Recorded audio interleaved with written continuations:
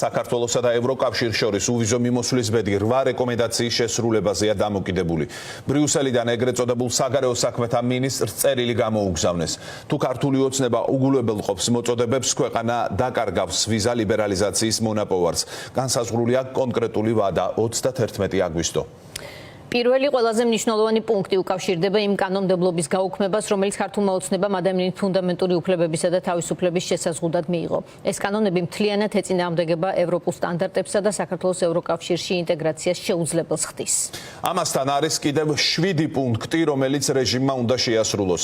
პირობები ითვალისწინებს ქვეყნის ვალდებულებებს, რომელიც შესაბამისი უნდა გახდეს ევროკავშირის პრინციპების. ქართულმა ოცნებამ წერილი და მისი შინაარსი დღეს ინტერპრეტაციის საგნად აქცია და პროპაგანდისტულ დღის წესრიგს მოარგო. ზურა პეტროსიანი შემოგვიერთა პირდაპირ ეთერში ის დეტალურად გაგვარკვევს ევროკავშირის წერილის შინაარსსა და ივანიშვილის რეჟიმის გზავნილებში. ზურა. საღამოშტობის ნინო ვახო დღეს ქართული ოცნება ნამდვილად იყო დაკარგული წერილებს შორის და მეტიც სწორედ ეს წერილები გახდა პროპაგანდისტული გზავნილების გავრცელების მთავარი მიზანიც. მოდით ერთად ვნახოთ პრინციპში და შევადაროთ თუ რას გულისხმობს ეს წერილები, ვინ ვის გაუგზავნა და რატომ ცდილობს ქართული ოცნება მის სწორედ ამ მიზნებისთვის გამოყენებას. თავდაპირველად უნდა ვთქვათ, რომ ქართულმა ოცნებამ და მას დაქვემდებარებულმა მედიებმა გავრცელეს წერილი, რომელსაც თქვენ ახლა მარცხნივ ხედავთ ჩემგან და მისი ადრესატი არის მაკა ბოჭორიშვილი, საქართველოს ეგრეთ წოდებული საგარეო საქმეთა მინისტრი. მეორე წერილი კი ოდნავ მოგვიანებით გაავრცელა უკვე რადიო თავისუფლების ბრიუსელის ბიუროს ჟურნალისტმა რიკარდ ჟოზვიაკმა და სწორედ ამის მიხედვით ჩვენ გავიგეთ, რომ რეალურად არსებობს წერილის ორი ვერსია.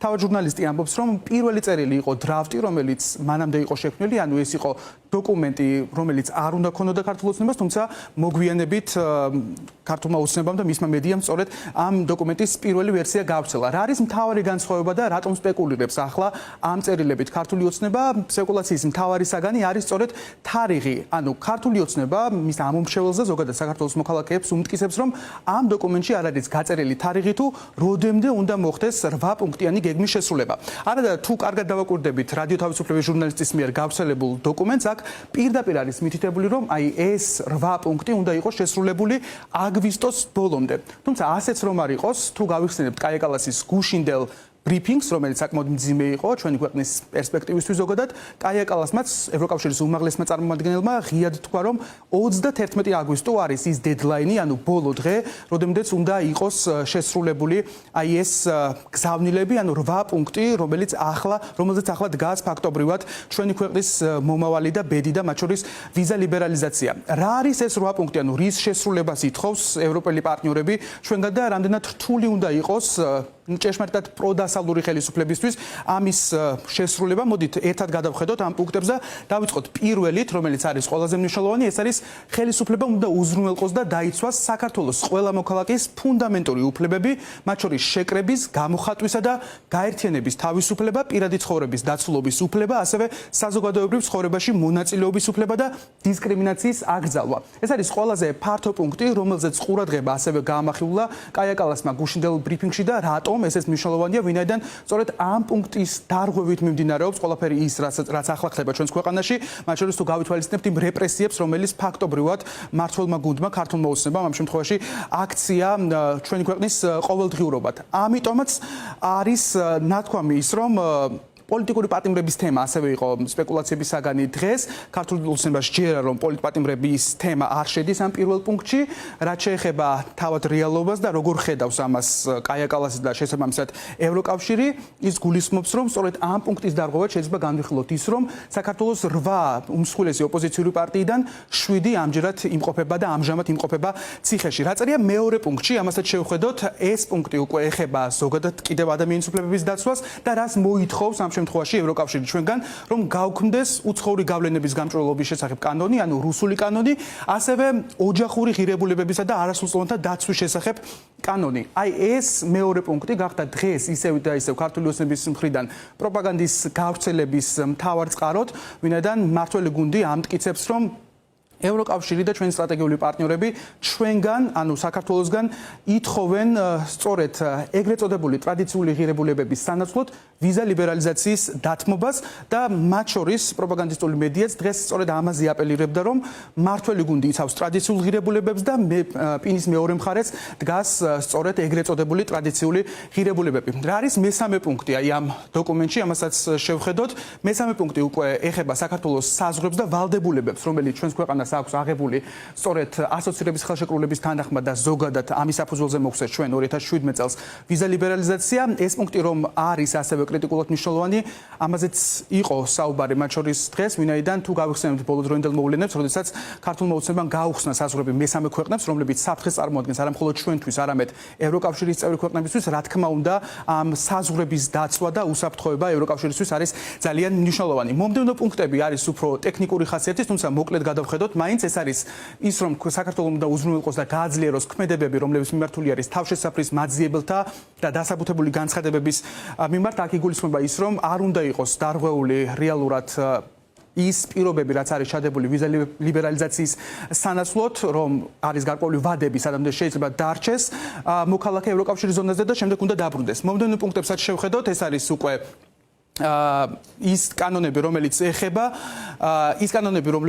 ეხება აქტივებს და ეს არის კანონმდებლობა, რომელიც უნდა მოვიდეს, ესე ვთქვათ, წყობაში ევროკავშირის კანონმდებლობასთან და მომდევნო ორი პუნქტი ეხება უკვე ბიუროკრატიულ საკითხებს, კერძოდ კი ეს არის ანტიკორუფციული სტრატეგია და ანტიკორუფციული ბიუროს წყობა, ვინაიდან ჩვენ ვიცით, რომ პრობლემური არის ეს საკითხი ჩვენთვის, რადგანაც ანტიკორუფციული ბიურო არის დაქვემდებარებული პირდაპირ პრემიერ-მინისტრის აპარატს, წარმოადგენს ნამდვილად დიდ პრობლემას ევროკავშირისთვის და მოდით შევხედოთ მერვე პუნქტს, ბოლო პუნქტს, რომელიც ასევე ჩვენ ქვეყნისთვის პრობლემურია, ეს არის პირადი მონაცემების დაცვის შესახებ კანონი, რომ უნდა მოვიდეს ევროკავშირის სამართლებრივ ჩარჩოსთან შესაბამისობაში. თუ გავითვალისწინებთ იმას, რომ ქართულ ოცნებას არაერთხელ გამოუყენებია თავისი მმართველობის პერიოდში პირადი ცხოვრების თემა ზოგადად როგორც პოლიტიკური დევნის საგანი, რა თქმა უნდა, ეს კანონმდებლობაც არის პრობლემური. მოკლედ ეს არის ის 8 პუნქტი, რომლის შესრულებასაც ითხოვს ქართული ოცნებისაგან ევროკავშირი. წინააღმდეგ შემთხვევაში კი ცნობილი არის რა შედეგები შეიძლება ამას მოყვეს. უპირველესად დიდი ალბათობით ეს იქნება ვიზა ლიბერალიზაციის შეჩერება და ზოგადად ასოცირების ხელშეკრულების გადახედვა. როგორც თქვით, დღეს სპეკულაციის მთავარი საგანი მაინც გახდა თარიღი. კიდევ ერთხელ თუ შევხედავთ იმ დოკუმენტებს, რომელიც ჰქონდა გამოგზავნილი და წარდგენილი, იქ შეგვიძლია ვთქვათ, რომ ნათლად და ცალსახად იყო ასახული, რომ ვადა არის 31 აგვისტო. და ბოლოს რატომ სჭირდება ქართულ ოცნებას ამაზე სპეკულირება? ამის პასუხის დღეს გაეცა ეგრეთ წოდებულ პარლამენტში. ამ კითხვაზეც პასუხი არის ძალიან მარტივი, ვინაიდან ქართული ოცნება როგორც ჩანს არ აპირებს ამის შესრულებას. საგარეო საქმეთა კომიტეტის ეგრეთ წოდებულმა წარმომადგენლებმა თქვა, რომ პარლამენტი მუშაობას 2 სექტემბერს განაახლებს, შესაბამისად მისთვის გაუგებარია, რომც მოინდომონ როგორ უნდა შეცვალონ კანონმდებლობა. დანარჩენი დეტალები უკვე ჩვენ სიუჟეტში.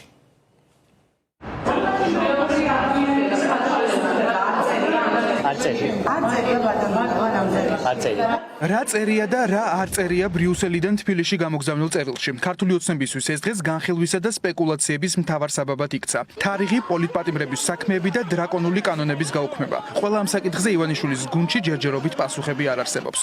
თუმცა რის დათმობასაც ოლიგარქის გუნდი არ აპირებს, ეს დისკრიმინაციული კანონია ეგრეთ წოდებული ოჯახის ღირებულებების შესახებ. პროპაგანდამაც დღეს ამ თემაზე გადაიარა.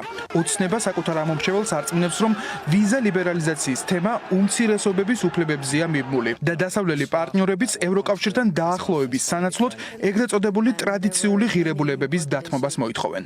არის რამდენიმე წითელი ხაზი, მათ შორის ოჯახურ ღირებულებებზე, მათ შორის ისეთ საკითხებზე, რომელიც ეფუძნება კონსერვატიულ პოლიტიკურ იდეოლოგიას და მიდგომებს, რომელიც ჩვენს ხელისუფლებას აქვს და რომლის საარჩევნო დაპირების საფუძველზე გავიმარჯვეთ საპარლამენტო არჩევნებში. არანაირი თარიღი არ არის მითითებული, ზეპირად დაასახელეს 31 აგვისტო. შევახსენებ, რომ პარლამენტი ოფიციალურად მოქმედებას, მუშაობას იწყებს 2 სექტემბრიდან. საქართველოს ნებისმიერი მოქალაქის უფლება რომ ქვეყანაში დაცული უნდა იყოს ეს ბრიუსელიდან გამოგზავნილ წერილში ნამდვილად ასახულია. ისევე როგორც ამავე წერილშია ნახსენები გამოხატვისა და შეკრების, სიტყვის თავისუფლებისა და პირადი ცხოვრების დაცვის უფლებები. ანუ ყველაფერი ის, რაც ცივილიზებული სამყაროს ღირებულებებს წარმოადგენს და რის უგულვებელყოფასაც ქართული ოცნება ყოველდღიურად ახერხებს. პოლიტიკური პატიმრობა, ძალადობა, აქტივისტების დაკავება და დაჯარიმება. ივანიშვილის რეჟიმის ხელწერაა, რომელიც ამ ღირებულებებს ეწინააღმდეგება. ამიტომ ბრიუსელის პოზიცია მკაფიოა. თუ ოცნების გუნდი პოლიტიკას არ შეცვლის, ქვეყანა ვიზა ლიბერალიზაციას დაკარგავს.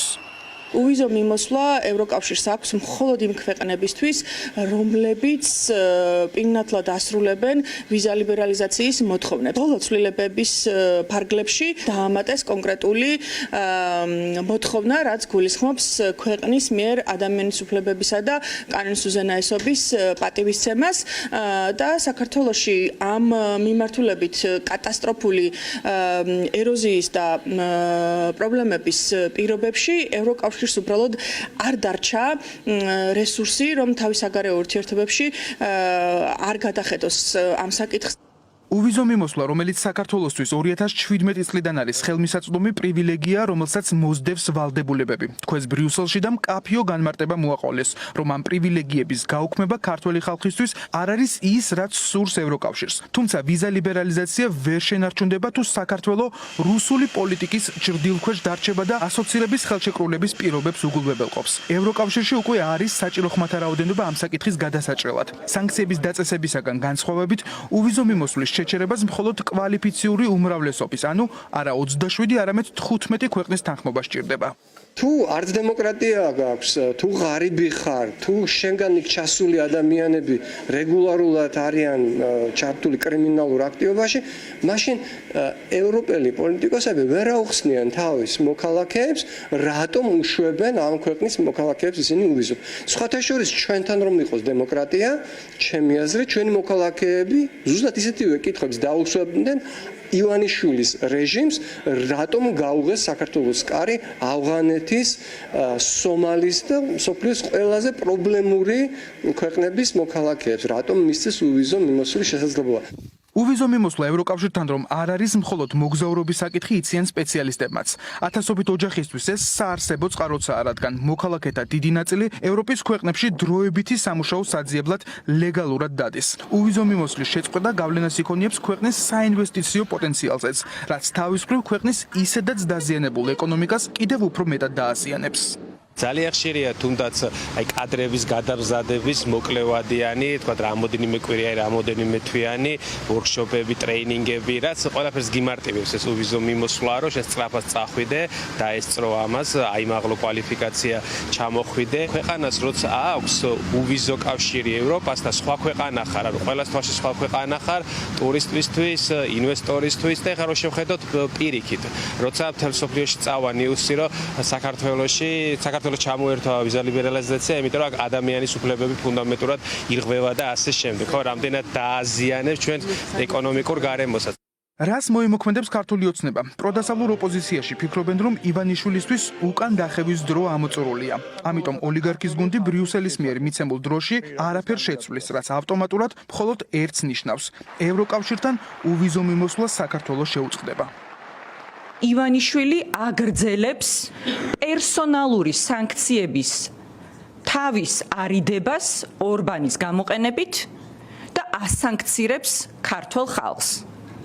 საფრთხის წინაშე აყენებს უვიზო მიმოსვლას და შესაძლებელს ხდის, რომ 3 მილიონი ქართველი დასანქცირდეს იმის გამო, რომ მან თავიდან აიცილოს პერსონალური სანქციები. ქართულ ოცნებას ძალიან მარტივად შეუძლია შეასრულოს ის პირობები, რაც ევროკავშირმა დაუწესა. აქ არ არის მხოლოდ საუბარი კანონების გაუქმებაზე, მადნა შეაჩეროს დევნა, პოლიტიკური დევნა პროტესტის მონაწილეების, ასევე პოლიტიკოსების, რომლებიც ციხეში არიან. საქართველოს ბედი გადაწყდება, რამდენად შევძლებთ ჩვენ დავრჩეთ ევროპულ გზაზე. საქართველოს ურთიერთობა ევროკავშირთან ისტორიულ მინიმუმზეა. სტრატეგიული პარტნიორობა ცალკეულ ქვეყნებთან ან შეწყვეტილია, ან გადახედვის პროცესშია.